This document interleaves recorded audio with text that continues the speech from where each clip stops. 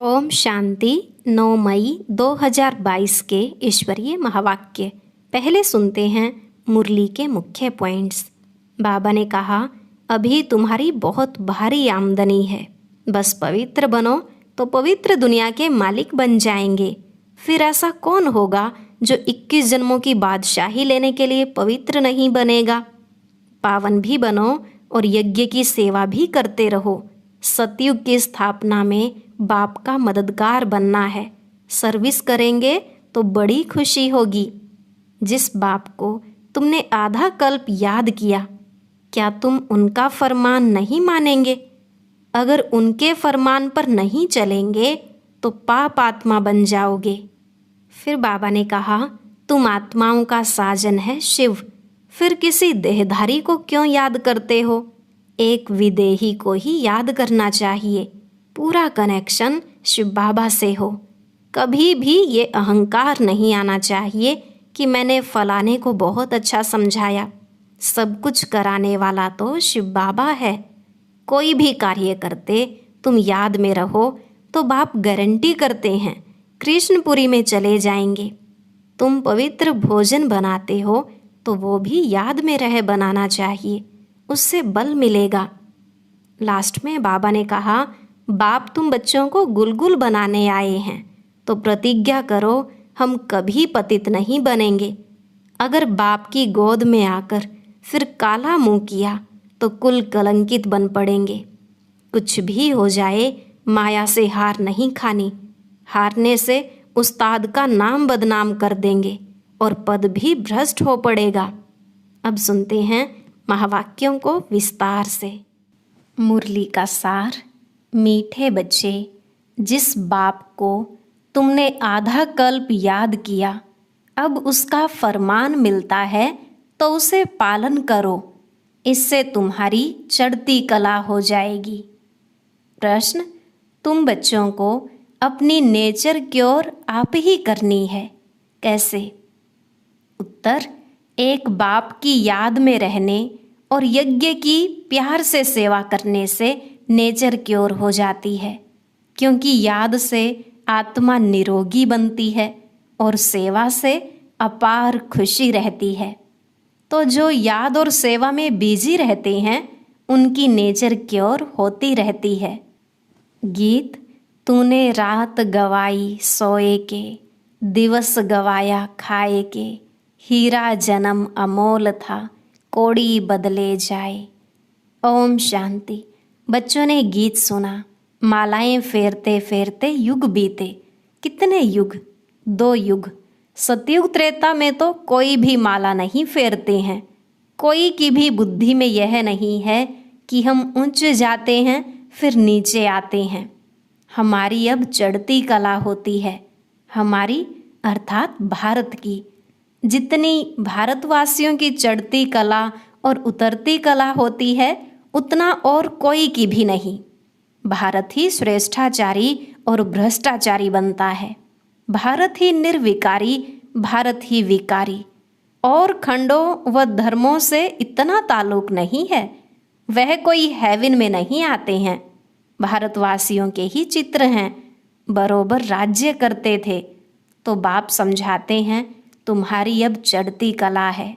जिसका हाथ पकड़ा है वह तुमको साथ ले जाएंगे। हम भारतवासियों की ही चढ़ती कला है।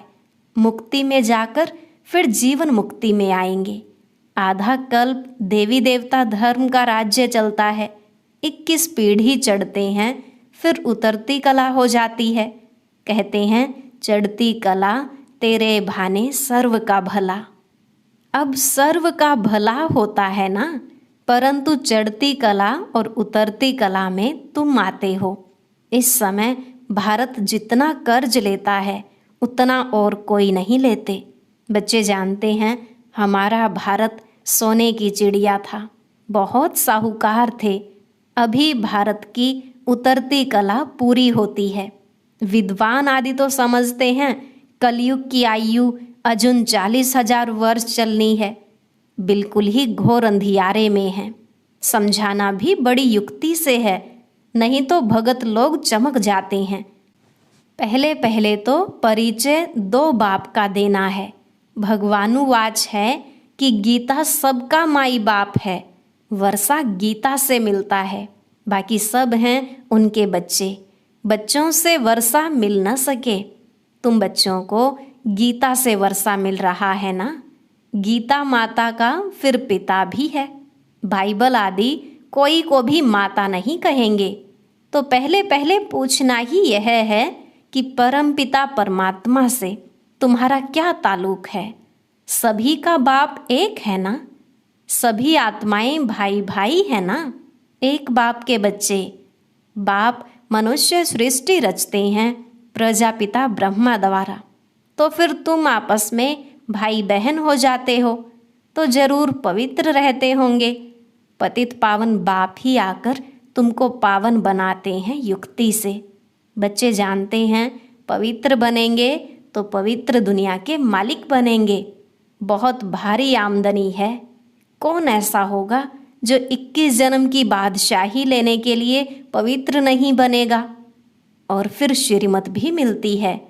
जिस बाप को आधा कल्प याद किया है, उनका फरमान तुम नहीं मानेंगे, उनके फरमान पर नहीं चलेंगे तो तुम पाप आत्मा बन जाएंगे। यह दुनिया ही पाप आत्माओं की है। राम राज्य पुण्य आत्माओं की दुनिया थी, अब रावण राज्य पाप आत्माओं की दुनिया है। अभी तुम बच्चों की चढ़ती कला है। तुम विश्व के मालिक बनते हो। कैसे गुप्त बैठे हो, सिर्फ बाप को याद करना है। माला आदि फेरने की कोई बात नहीं। बाप को याद करते तुम काम करो। बाबा आपके यज्ञ की सेवा स्थूल सूक्ष्म दोनों हम कैसे इकट्ठे करते हैं। बाबा ने फरमान किया है ऐसे याद करो। नेचर क्योर कराते हैं ना। तुम्हारी आत्मा क्योर होने से शरीर भी क्योर हो जाएगा। सिर्फ बाप की ही याद से तुम पतित से पावन बनते हो। पावन भी बनो और यज्ञ की सेवा भी करते रहो। सर्विस करने में बड़ी खुशी होगी।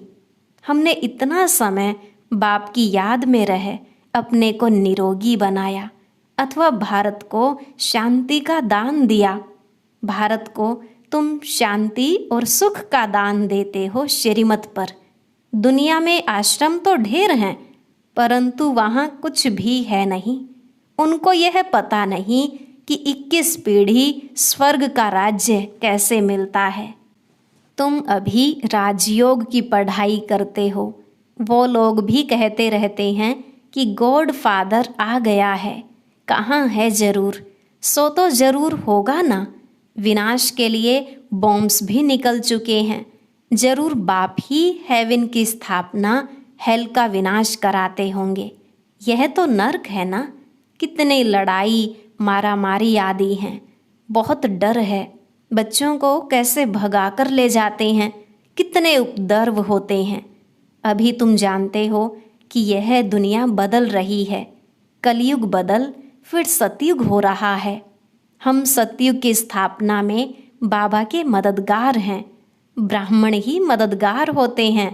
प्रजापिता ब्रह्मा से ब्राह्मण पैदा होते हैं। वह हैं कुख वंशावली, तुम हो मुख वंशावली। वह ब्रह्मा की संतान तो हो न सके, तुमको एडॉप्ट किया जाता है। तुम ब्राह्मण हो, ब्रह्मा की औलाद। प्रजापिता ब्रह्मा तो संगम पर ही हो सकता है।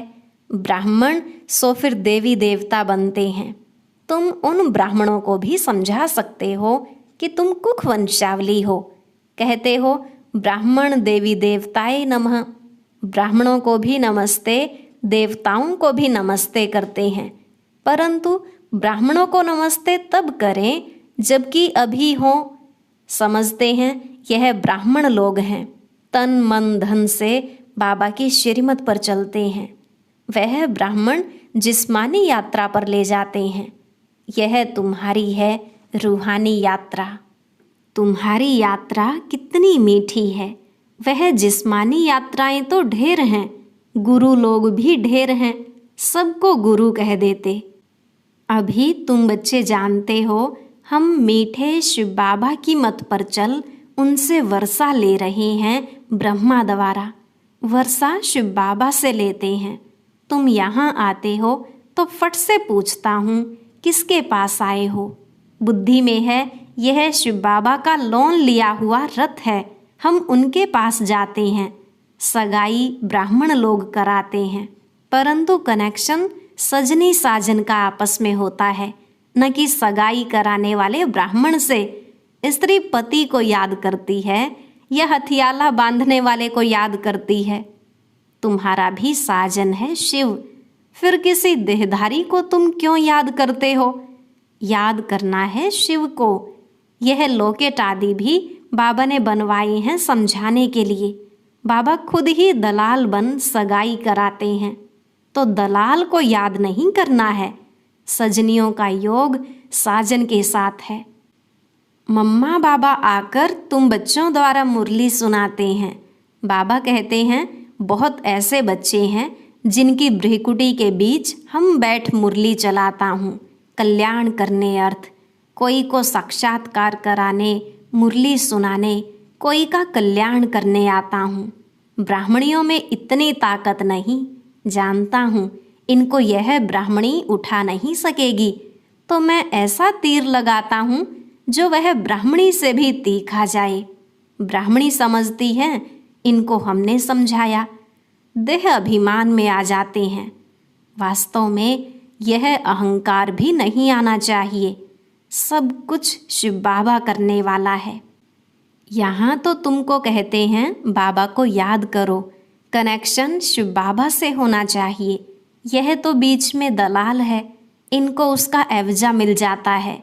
फिर भी यह वृद्ध अनुभवी तन है, यह बदल नहीं सकता। ड्रामा में नूंद है, ऐसे नहीं दूसरे कल्प में दूसरे के तन में आएंगे। नहीं, जो लास्ट में है उनको ही फिर पहले जाना है। झाड़ में देखो पिछाड़ी में खड़े हैं ना। अभी तुम संगम पर बैठे हो। बाबा ने इस प्रजापिता ब्रह्मा में प्रवेश किया है।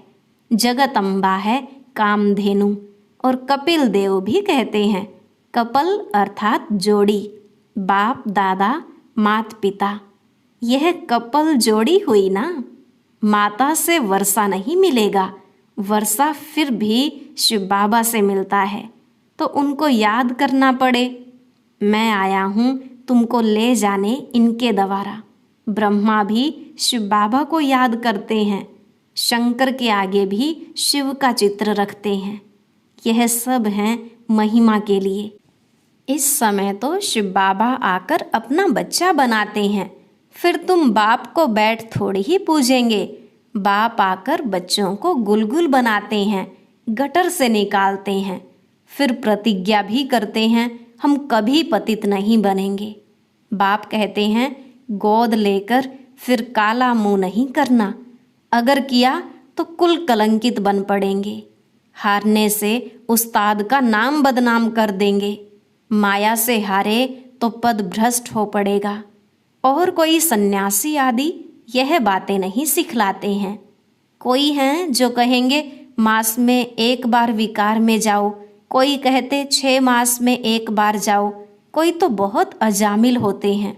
बाबा ने तो बहुत गुरु किए हुए हैं, वह ऐसे कभी नहीं कहेंगे कि पवित्र बनो। समझते हैं हम ही नहीं रह सकते हैं।